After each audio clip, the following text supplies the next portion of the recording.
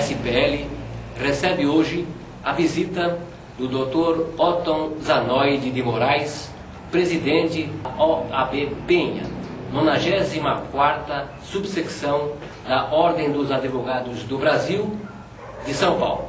Dr. Otton, os seus cumprimentos aos nossos internautas. Inicialmente, os cumprimentos aos internautas da TV SPL. Dr. Otton, a sua profissão de advogado começou em que ano? Bom, geralmente admite-se que o início é quando você está devidamente credenciado pela ordem. Certo. Mas tem aquilo que nós chamamos o tempo de acadêmico, não? Mas a minha atividade praticamente começou em 1964. A iniciação se deu na Penha, na Zona Leste? Não, inicialmente não havia advocacia assim na periferia de São Paulo. Certo. A coisa se concentrava mais no centro de São Paulo, né? Então os escritórios eram em torno do fórum, né? E nas artérias principais da capital. Certo. E essa sua atividade, ela se iniciou em alguma especialidade da advocacia ou se fazia tudo naquele tempo? Não.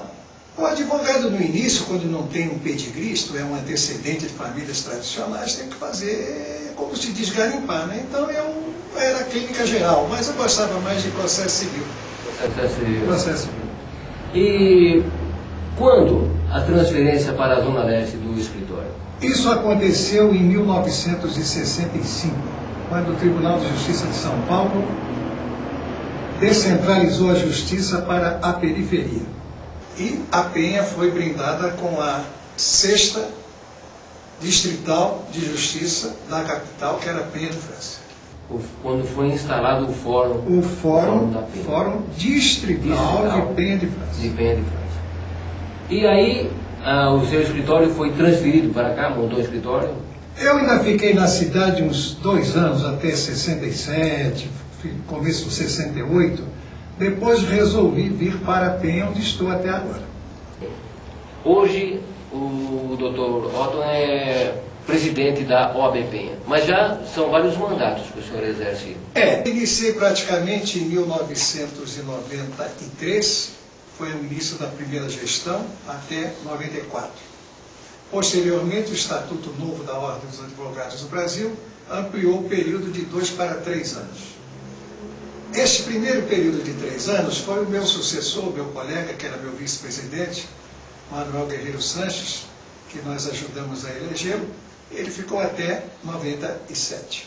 Em 98, houve novamente eleição e eu me candidatei e me reelegi como presidente da subseção, que estou até o presente momento já 4 gestões seguidas. Cada mandato de 3 anos.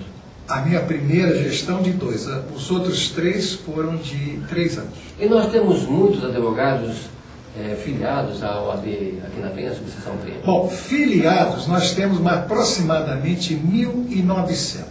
Se eu errar por 10 mais, 10 menos, mas é por aí. Agora, advogados residentes e com escritório na Penha tem mais de 5.000. E o senhor, como advogado, já trabalhou em outros estados, já defendeu causas em outros estados? Poucas. Eu tive 2 causas em Minas Gerais, depois no Paraná, uma em Santa Catarina e umas 5 ou 6 no Rio de Janeiro. Interessante. Hoje o senhor tem um escritório onde trabalham vários advogados. Eu não diria assim, já tive escritório com vários advogados, mas houve não vou dizer uma decadência, mas houve um surgimento, uma proliferação de advogados, e a coisa então começou a ficar um tanto diluída, né? Porque a quantidade de advogados veio para um centro que tinha poucos. E depois também, com o advento do juizado especial de pequenas causas, isso praticamente alijou metade da classe. Daí havia a necessidade da Procuradoria Judiciária do Estado de São Paulo fazer um convênio com a OAB, que é a Procuradoria Judiciária do Estado, né? Que é o convênio, onde os advogados atuam.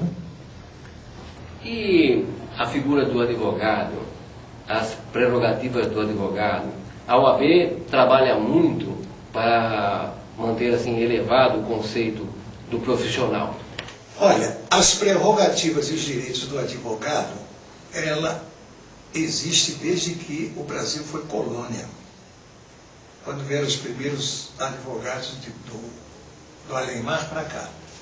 Mas isso é uma coisa inerente a qualquer estatuto de direito de advogado em todo o mundo. Prerrogativa é um direito, porque é onde você exerce a sua atividade de defesa do necessitado sem que seja obstado na sua atividade, desde que sua atividade esteja pautada dentro da regra da lei, da ética e da boa moral.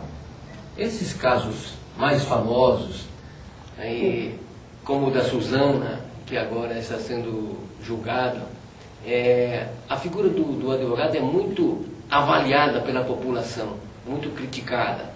Como é que o senhor vê essa posição do advogado quando ele está numa situação dessa, defender assim, um cliente que toda a população não gosta desse cliente?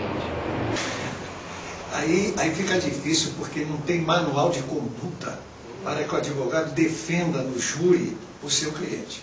Ele tem que usar todo o seu conhecimento da ciência jurídica, tem que conhecer bem determinadas nuances do processo e também, por que não dizer,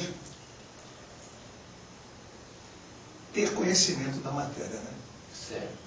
O principal é isso, conhecimento da matéria. Saber quando deve falar e quando deve ouvir. E isso é muito difícil e o advogado tem que ter um conhecimento técnico muito grande e muito apurado para trabalhar nesses casos, que a gente chama de casos polêmicos. Os que afloram a mídia, porque existem tantos outros que acabam sem... De milhares no estado de São Paulo, existe toda semana, todo dia quase. O estado de São Paulo é muito grande. Mas aqueles que chamam mais atenção, aquele que a mídia focaliza mais no sentido de trazer ao povo certas explicações, são os crimes assim mais... Não vou dizer famoso, porque crime não pode ser famoso, né? Isso é uma questão de má interpretação do adjetivo famoso. Crime famoso não existe. É o que vão para a imprensa. Mas os crimes de repercussão social, Isso. esses sim, esses a população acompanha, gosta de saber e tem interesse. O ruim é que aquela linguagem falada, né, é pouco acessível à população mais carente, mais baixa, que tem mais interesse, né, de saber das coisas. Aí fica um jogo polêmico assim, né? Mas por que fez, por que não fez? Fez naquele, não fez para esse? Essas coisas.